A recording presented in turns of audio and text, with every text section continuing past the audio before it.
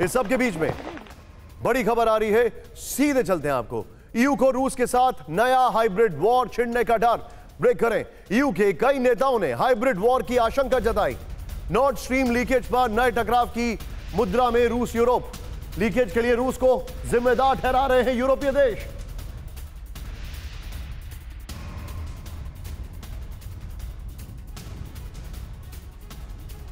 क्या है यह हाइब्रिड वॉर, यह समझना जरूरी है। और इस हाइब्रिड वॉर की किरदार जरा ध्यान से देखें आप। कल तक जो आरोप लेवरोव पश्चिमी देशों पर लगा रहे थे, आज वही आरोप पश्चिमी देश लेवरोव पर लगा रहे हैं। यह आरोप प्रत्यारोप का दौर है क्या, यह आपको बताना बहुत जरूरी है। आरोप है कि एक ऐसे वॉर का जो दोधारी तलवार की तरह है। यह ऐसा वॉर है जिसका इंपैक्ट बम और गोली और बारूद से कई गुना ज्यादा है। यह वॉर है हाइब्रिड वॉर, महायुद्ध का नया अवतार। रूस यूक्रेन युद्ध में अब हाइब्रिड वॉर फ्रंट खुल चुका है। महायुद्ध में अब एक नए वॉर फ्रंट की, वॉरफेयर की एंट्री हो चुकी है। हाइब्रिड वॉर का सिग्नल कैसे मिला है, क्यों यूरोप में हाइब्रिड वॉर का ऐलान बज चुका है, किसने हाइब्रिड वॉर की आशंका जाहिर की है, यह हम आपको दिखाने वाले हैं। लेकिन सबसे पहले सबसे बड़ी बात, हाइब्रिड वॉर का नया टूल होगा क्या, हाइब्रिड वॉर का टारगेट होगा क्या, हाइब्रिड वॉर का एपिसेंटर होगा क्या। बड़ा सवाल यह है कि हाइब्रिड वॉर का अंजाम होगा क्या। क्या यह हाइब्रिड वॉर वर्ल्ड ऑर्डर को बदल देगी? क्या यह हाइब्रिड वॉर रूस और अमेरिका और यूरोप को डायरेक्ट फाइट में उलझा देगी? खुद देखें आप इस खबर में। तो क्या बाल्टिक के बवंडर ने वॉर के हाइब्रिड टूल को एक्टिवेट कर दिया है? रूस से अमेरिका और यूरोप तक ऐसी ही आशंकाओं और अटकलों का माहौल गर्म है। अमेरिका और यूरोप नॉर्ड स्ट्रीम लीकेज को साजिश करार देते हुए रशिया को इसका विलेन बता रहे हैं। यूरोप के कई नेताओं ने नॉर्ड स्ट्रीम की घटना को हाइब्रिड वॉरफेयर की नई स्टेज करार दिया है। यूक्रेन को यूरोपीय देशों से मिल रही मदद का बदला लेने के लिए रूस ने एनर्जी को इस हाइब्रिड वॉर का नया टूल बनाया है।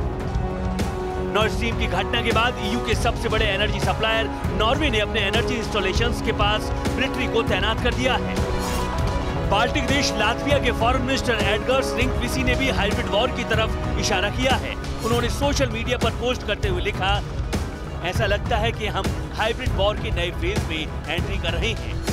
हालांकि इसके लिए जिम्मेदार कौन है, उन्होंने इसका खुलासा नहीं किया। जर्मनी की रक्षा मंत्री क्रिस्टीन लैम्ब्रेक्ट ने भी कुछ ऐसी ही आशंका जाहिर की है। हालांकि जर्मनी में विपक्षी पार्टी के नेता रॉडरिच की सेवेटर ने इसे साफ तौर पर रूस की हाइब्रिड वॉर करार दिया। उन्होंने कहा, पाइपलाइन पर हमला हाइब्रिड वॉर की तरफ संकेत करता है। रूस पिछले एक दशक से मिलिट्री नहीं बल्कि सोशल और डिप्लोमेटिक टूल के सहारे ईयू को तोड़ने की साजिश कर रहा है। खतरा इस बात का है कि इस हाइब्रिड वॉर का दायरा सिर्फ नॉर्ड स्ट्रीम तक सिमट कर नहीं रहने वाला, बल्कि यूरोपीय देशों को डर है कि रूस इसी तरह बिजली या फाइबर केबलों को भी नुकसान पहुंचा सकता है। इसके साथ ही रूस ने नॉर्ड स्ट्रीम पर हमला कर सिग्नल दे दिया है कि अगला टारगेट अल्जीरिया और फ्रांस के बीच से गुजरने वाली गैस पाइपलाइन को भी बनाया जा सकता है। हालांकि इससे पहले रूस लगातार आरोप लगाता रहा है कि पश्चिमी देश यूक्रेन के सहारे मॉस्को के खिलाफ हाइब्रिड वॉर कर रहे हैं। रूस के विदेश मंत्री सर्गेई लेवरोव कह चुके हैं, वेस्ट क्रेमलिन के खिलाफ हाइब्रिड वॉर चला रहा है। ये कहना मुश्किल होगा कि ये कब तक चलेगा, लेकिन इसके परिणाम सभी को भुगतने होंगे।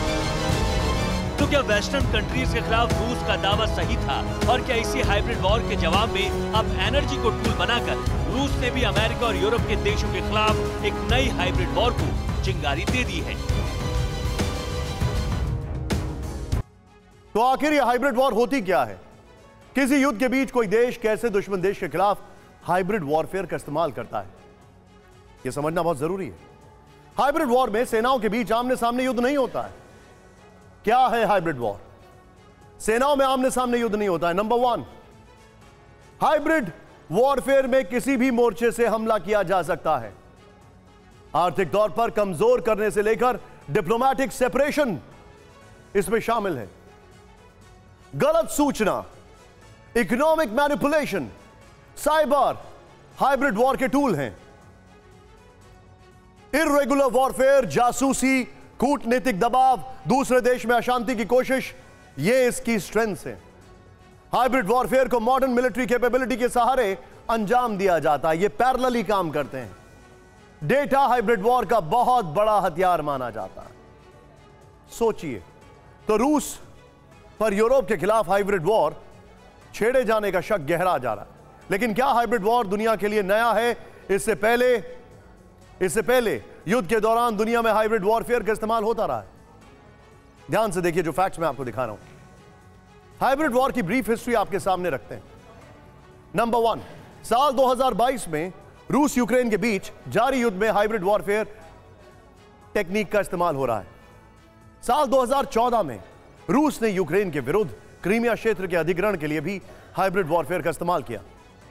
साल 2014 में ही इराक में हाइब्रिड वॉर टेक्निक देखी गई, जब non state actors Islamic state of Iraq and the लिविट ISIL ने पारंपरिक इराकी सेना के खिलाफ हाइब्रिड पॉलिसी का इस्तेमाल किया था।